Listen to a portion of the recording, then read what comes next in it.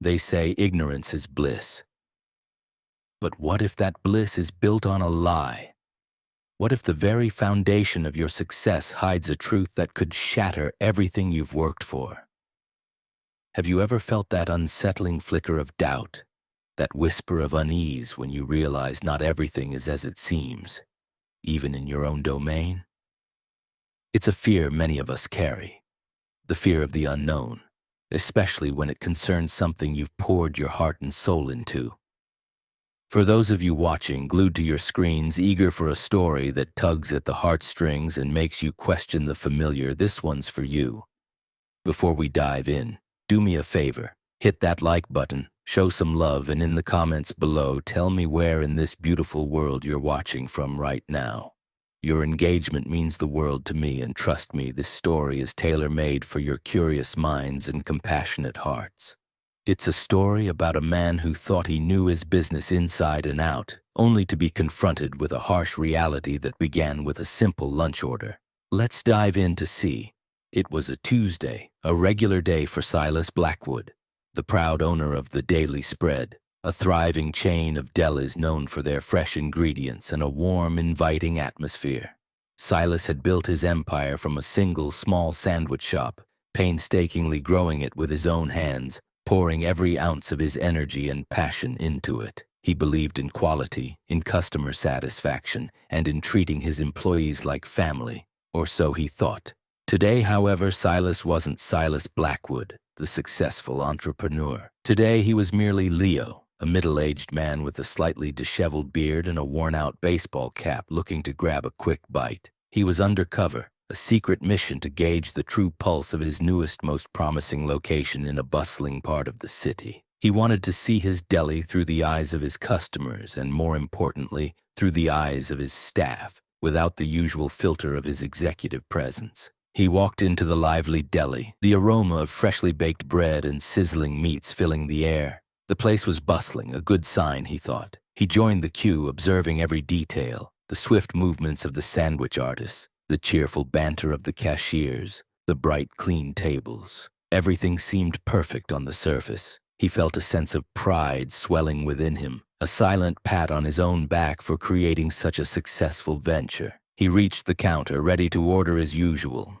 A classic turkey and provolone on rye, no mayo, extra pickles. But then a sharp, irritated voice cut through the cheerful hum of the deli. "This is ridiculous, absolutely unacceptable." Silas, or rather Leo, stopped cold. His heart, which moments ago had been swelling with pride, now sank with a mix of dread and suspicion. He slowly turned his head, his eyes scanning the crowded room until they landed on the source of the commotion. A woman, impeccably dressed, stood by a small table, her face contorted in a mask of anger. Her voice, though not overtly loud, carried a piercing quality that drew curious glances from other customers. "What's the matter, ma'am?" A young man, a deli employee named Noah, asked, his voice strained but polite. Noah was one of Silas's newer hires, a bright-eyed college student working part-time. "The matter is this."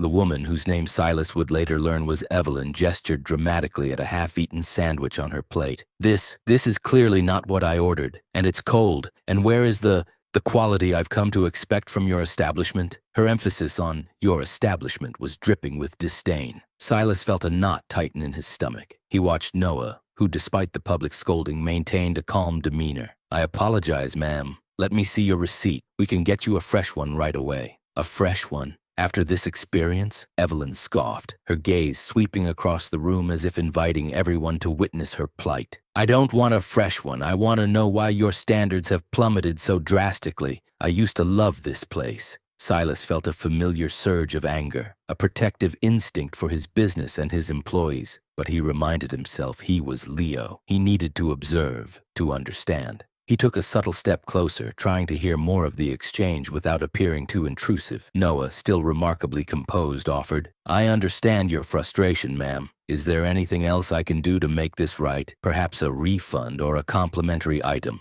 Evelyn, however, wasn't interested in solutions. "No, I want to speak to a manager immediately. This is a disgrace." At this point, Silas's initial fear of a simple customer complaint had shifted into a deeper suspicion. He noticed Evelyn's eyes darting around the room, almost as if she were performing.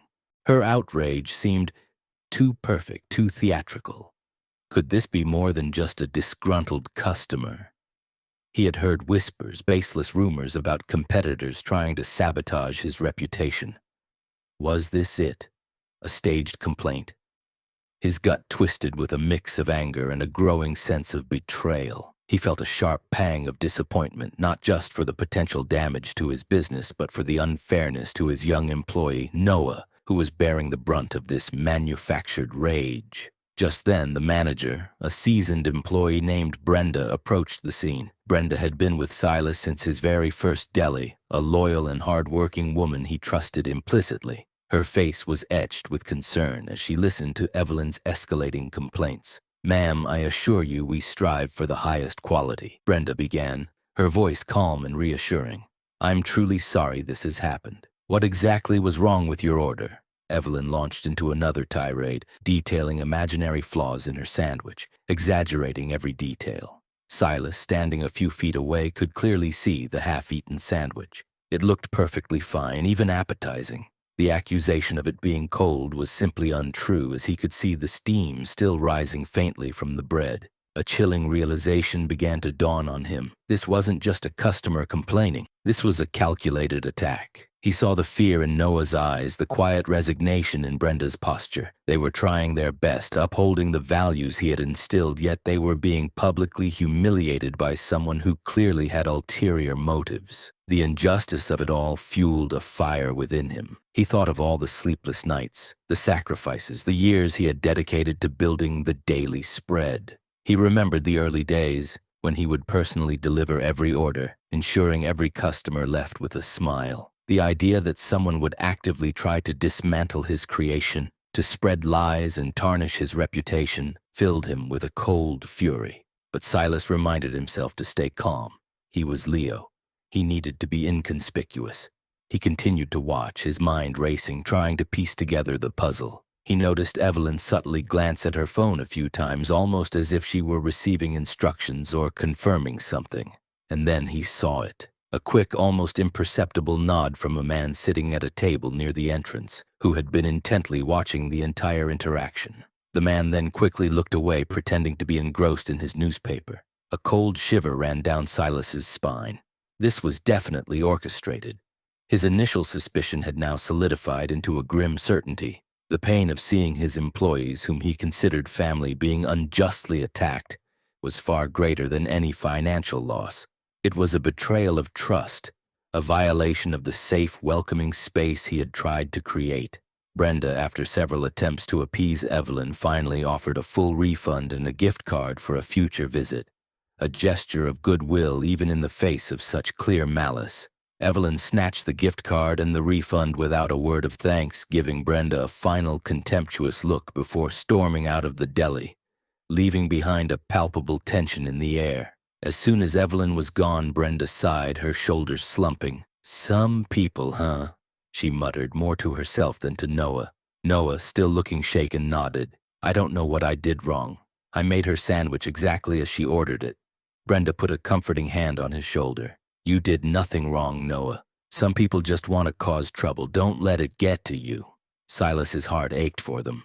He knew deep down that this wasn't just a random act of a difficult customer. It was a targeted attack, a calculated attempt to undermine his business. He felt a deep sense of anger, but also a renewed determination. He would find out who was behind this. He would protect his business, and more importantly, he would protect his people.